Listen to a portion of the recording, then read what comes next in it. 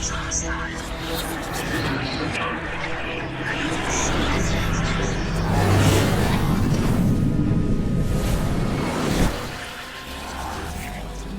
game is basically, it's modeled after the Grey Goo scenario. Yeah, the term Grey Goo, if you Google it, is Google it. It's this race of, well, it's a... At the essence, Grey Goo is, It means a blob of nanites.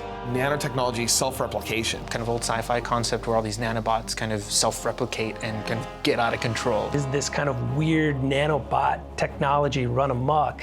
Which is basically a doomsday, end of the world scenario where nanobots replicate out of control and consume everything that they touch. I mean, they even talked about the goo at some point might swallow the entire world. So what a fun way to start developing a game and creating terrifying. this. And terrifying, right. How terrifying is that, right? We took this idea and tried to think about, well, how does that relate to the actual gameplay? What does that mean, right? And for us, you know, in a traditional kind of RTS gameplay, you build the resource, get this, get that, and it's kind of a big, long chain of things. In Grey Goo scenario, you have all these kind of nanobots. Well, they're super mobile, they're kind of moving all around, they can morph into things. So that very much influenced the Grey Goo faction, where you're collecting more of yourself, you are the resource, and as you split off different pieces of that, you can then mold those into light units, heavy units on the fly.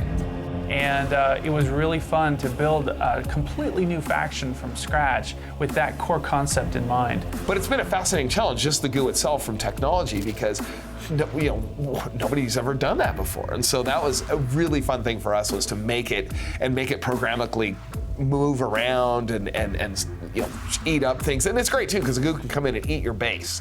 You know, that's a pretty cool RTS technology. You have a faction that can actually move its base around the map, and so you're constantly moving, you're constantly evolving, you're constantly growing and splitting into these formed units so that you can enact your strategy wherever you are. And that's what RTS is, you know, it's all about spinning lots of plates. Exactly. And so Goo really pushes that to the max. Combat and defense and exploration and base building, I mean, there's a lot going on there. So it becomes the most, I would say the advanced faction to play. And that's why it's the third faction you play in the campaign, too, right? So that you kind of worked your way up to playing the Go. Yeah.